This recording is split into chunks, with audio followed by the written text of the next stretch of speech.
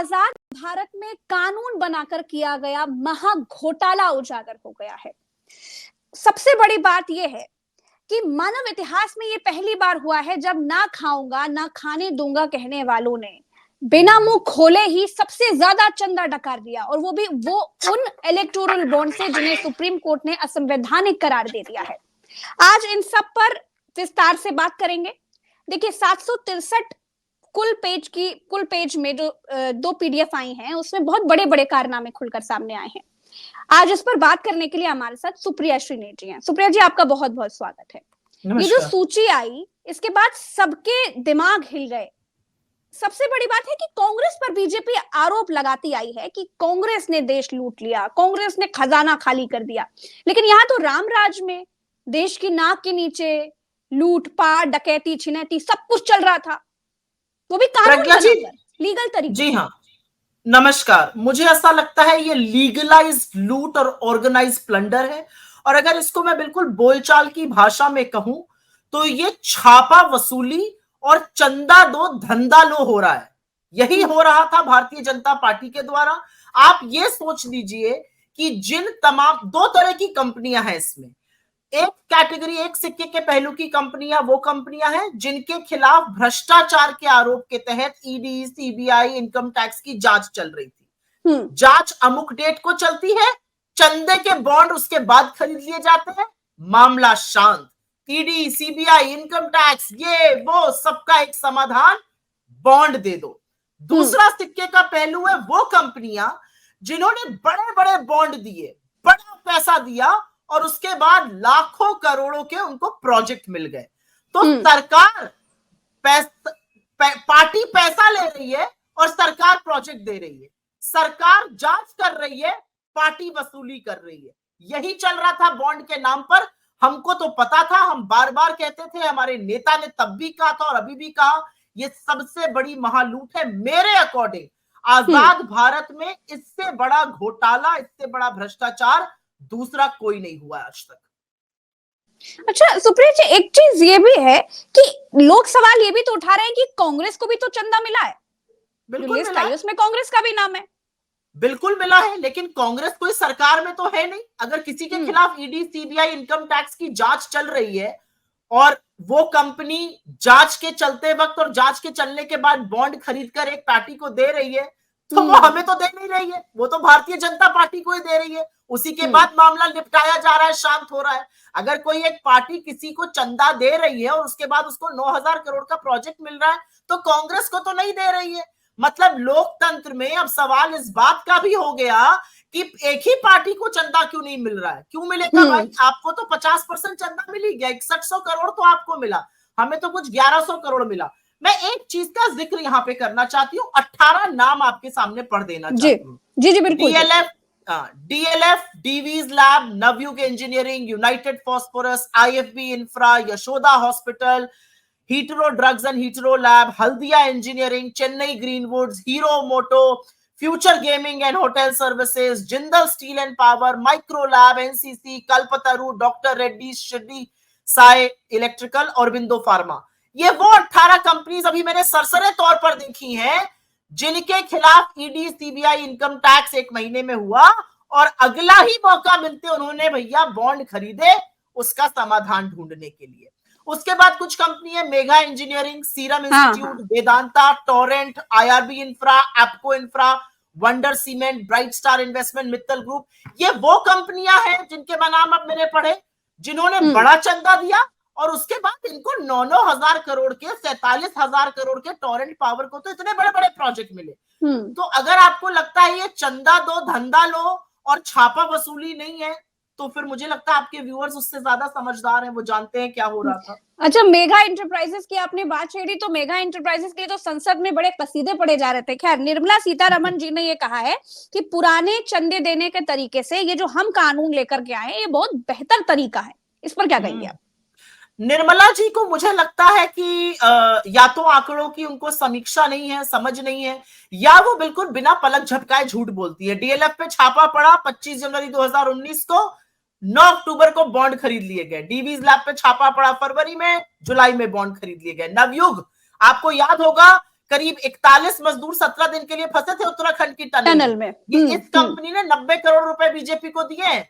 वो टनल क्यों ध्वस्त हो गई, इसकी जांच नहीं हो रही है। चाहे वो आईआरबी इंफ्रा हो, चाहे वो, आपको याद हो एक company Pragya ji, Future Gaming and Hotel Services, ये लॉटरी की एक कंपनी थी।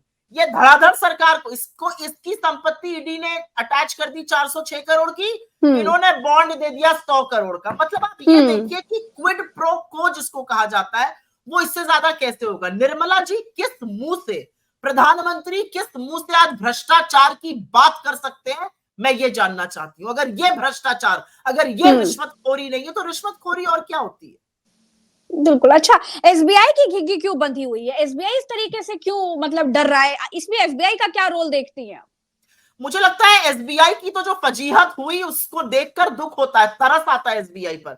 एसबीआई इस देश का सबसे बड़ा बैंक, सरकारी बैंक, 48 करोड़ अकाउंट धारक का जिन पर विश्वास है जिस बैंक में, वो बैंक नाम देने से पहले तो नानुकुर करता रहा। सुप्रीम कोर्ट की फटकार के बाद नाम दिए, आज कोर्ट ने फिर फटकार लगाई।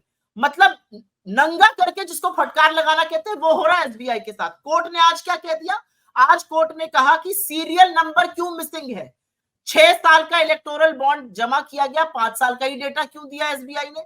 मुझे लगता है एसबीआई उस बीमारी का शिकार है जिसका शिकार इस देश की बहुत सारी संस्थाएं हो गई हैं। उसमें ईडी, सीबीआई, इनकम टैक्स, ये भाजपा के फ्रंटल बन चुके हैं। एसबीआई को भी वो बीमारी, मुझे लगता है वो लत थोड़ी सी लग गई है। लेकिन अपनी विश्वसनीयता, अपनी साख, अपनी इंडिपेंडेंस बनाने के लिए भाजपा का फ्रंटल एसबीआई जब बनेगा तो उसका वही हश्र होगा जो कोर्ट में हो रहा है। आप दुनिया के सबसे महंगे वकील हरीश साल्वे को खड़ा कर लीजिए, लेकिन अगर आप गलत करेंगे, अगर आप भ्रष्टाचार पर पर्दा डालेंगे, अगर आप सुप्रीम कोर्ट की अवमानना करेंगे, तो इस देश का उच्चतम न्यायालय आपको दरवाजा दिखाकर कहेगा यहां से बाहर जाइए, जो ऑर्डर है उसका पालन कीजिए। सुप्रिया जी, आरबीआई ने भी इलेक्टोरल बॉन्ड्स में मनी लॉन्ड्रिंग की आशंका जताई थी। राहुल गांधी भी ये बात कह चुके हैं कई बार। तो मैं ये जानना चाहती हूँ कि इस पर आपका क्या कहना है कि क्या आप मानती हैं कि आजाद भारत में कानून बनाकर किया गया सबसे बड़ा घोटाला है जिस पर प्रधानमंत्री मोदी जी गारंटियां देते हैं, लेकिन इस पर इलेक्टोरल बॉन्ड का बा भी नहीं बोल पा रहे हैं? प्रज्ञा जी, ये सबसे बड़ा घोटाला नहीं, ये सोच समझकर साजिशन रचा घोटाला है, जिसमें सिर्फ भारतीय जनता पार्टी पैसा वसूली, छापा मारो, वसूली करो, हफ्ता वसूली का जो काम 2 टके के गुंडे करते हैं वो इस देश का सत्तारूढ़ दल कर रहा है। ये कोई छोटी बात नहीं है। ये तो विपक्ष में रहते हुए कांग्रेस इस मुद्दे को किस तरीके से उठाया? कांग्रेस ने इस मुद्दे को लगातार उठाया है। हमारे नेता ने 2017 से लेकर आज तक कहा है कि ये लूट है, ये महालूट है, ये बंद होनी चाहिए। अब इसमें कुछ लोग कहेंगे तो कांग्रेस पैसा क्यों ले रही थी? मतलब पैसा लेने का अगर एक साधन है, हम सत्ता में तो है नहीं, हम किसी का पैसा लेकर उसका कोई भला तो कर नहीं सकते, या हम किसी का पैसा लेकर जांच तो रोकेंगे नहीं, हमारे अंदर तो वो पावर है नहीं इस समय, हम तो विपक्ष में हैं। तो अगर हमें इनकम टैक्स फ्री इनकम आएगी तो हम क्या करेंगे? और मुझे लगता है कि इस समय, इस वक्त मैं आपको एक बहुत बड़ा खुलासा, एक बहुत बड़ी बात बताना चाहती हूँ। कांग्रेस के ऊपर सरकार की इतनी कृपा है कि कल चुनाव डिक्लेयर होने वाले हैं, कल से मॉडल कोड ऑफ कंडक्ट लग जाएगा और इस देश का सबसे प्रमुख विपक्षीय दल के पास चुनाव लड़ने की पूंजी और पैसा नहीं है, क्योंकि हमारे अकाउंट को फ्रीज कर लिया गया है। इनकम टैक्स ने पहले 69 करोड़ और फिर 50 करोड़ मनमाने ढंग से हमारे अकाउंट से निकाल दिए गए। और क्या गलती है? गलती यह कि हमने 33 दिन लेट अपना इनकम टैक्स रिटर्न जमा किया, जबकि एक्ट में प्रोविजन है कि हम 31 मार्च तक कर सकते थे, हमने 2 फरवरी को किया। और एक और बात, 14 लाख रुपए हमने कैश में जमा किया। हमारी पार्टी का प्रावधान है कि हमारे एमपीज और एमएलए अपनी सालाना सैलरी का 1 महीने का हिस्सा पार्टी को दान देते हैं, डोनेशन देते हैं। वो सारा पैसा हमने उसमें दिया और उसमें उसके साथ पैन नंबर, एड्रेस सब कुछ दे दिया। 14 लाख के लिए 135 करोड़ की वसूली कर रहे हैं और चुनाव के पहले इस देश के प्रमुख विपक्ष दल के अकाउंट फ्रीज कर दिए गए। हम चुनाव कैसे लड़ेंगे? क्या लोकतंत्र में विपक्ष में रहना अब गुनाह है? हम कैसे लोगों की आवाज उठाएंगे? हम कैसे ऐड चलाएंगे? हम कैसे रैली करेंगे? हम कैसे एक जगह से दूसरी जगह जाएंगे? क्या कोई ये सोच रहा है? क्या इस पर चर्चा हो रही है? एक तरफ धन्ना सेठों से वसूली कर रहे हैं मोदी जी बैठकर, पूरे दमखम के साथ छापा डालो, वसूली करो, और एक तरफ प्रमुख विपक्षी दल के बैंक के पैसे को, पर आप डंका मार के बैठे हुए हैं। लेकिन मोदी जी तो है? 400 पार की बात करते हैं, अकेला शेर सब पर भारी, तो फिर यार अरे फ्रीज भैया, अकाउंट फ्रीज करके क्या होगा? क्या अरे लगता है प्रज्ञा आपको? जी, आप तो अपने बाकी साथियों से बहुत ज्यादा समझदार थी। वो बेचारे भोरे हैं, वो नहीं समझ पाए। वो 400 सीटों की बात नहीं कर रहे हैं, 400 पेट्रोल के दाम पास कराने की बात कर रहे हैं। 400 सीटों पर चुनाव नहीं लड़ रही है भाजपा। 400 पार, 400 पार, कहां से 400 पार कर लेगी? 400 पेट्रोल का दाम पार कराएंगे, 2400 गैस का दाम पार कराएंगे। अभी देखिए तो धीरे धीरे कैसे हाथ में कटोरा पकड़ा दिया है पूरे देश का। लेकिन इस देश ने भी परिवर्तन का मन बना लिया है। इनको लगता है इनसे डर के जो लोग टीवी पर आके इनका चरण वंदन करते हैं, पीठ पीछे इनके वही लोग इनको भरपूर बातें सुनाते हैं और कहते हैं कि कितनी विफल ये सरकार है। अच्छा, आप भी पत्रकार रहे हैं सुप्रिया जी। आज मीडिया को हम जिस तरीके से देख रहे हैं, कल इतना बड़ा खुलासा हुआ सीजीआई की फटकार के बाद, बार बार एसबीआई नानुकुर करता रहा, लेकिन अंततः जाकर के सारी सूची सौंप दी। अब लेकिन मीडिया में जिस तरीके से ये खबर उठनी चाहिए थी, इलेक्टोरल बॉन्ड को असंवैधानिक करार दिया है, एक तरीके का घोटाला है, महाघोटाला है, भ्रष्टाचार है, काला धन है, लेकिन कोई आवाज नहीं उठा रहा। मीडिया में एक आवाज तक नहीं उठ रही। और जो सबसे बड़ी बढ़ाई हाकी जा रही, सीएए की बढ़ाई हाकी जा रही है, कह रहे हैं 2 रुपए पेट्रोल सस्ता कर दिया जी, देखिए हम कितने महान है, महापुरुष की तारीफ हो रही है। 2 रुपये की कटौती, 2 रुपये की कटौती लाखों करोड़ की लूट पे पर्दा नहीं डालती। और मैं बड़ी विडंबना, आपने बिल्कुल जिसको कहते हैं hit the nail on its head कर दिया।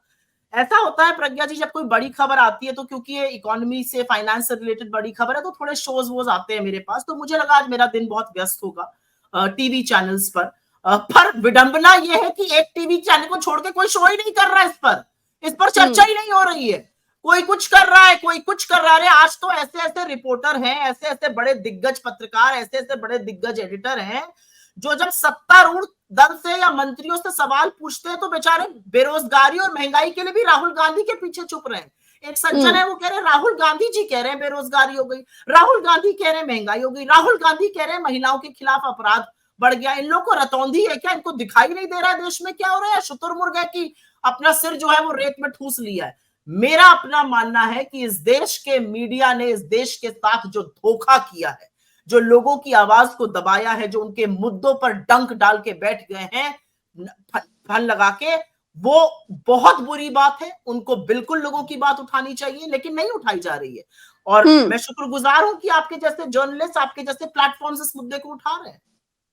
तो 2024 में क्या असर देख रहे हैं आप इतने बड़े खुलासे के बाद?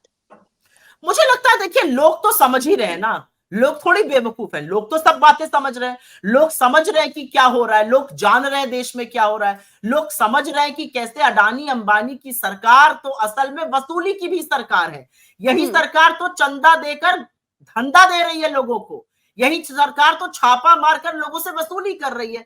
लोग सब समझ रहे हैं। सुप्रीम कोर्ट ने जब एसबीआई को बोला कि हमें मिलान नहीं चाहिए, तो लोगों को लगा कि अरे बहुत गलत हो गया, अब पता नहीं चल पाएगा। अरे लोगों को बहुत समझ है इस देश में।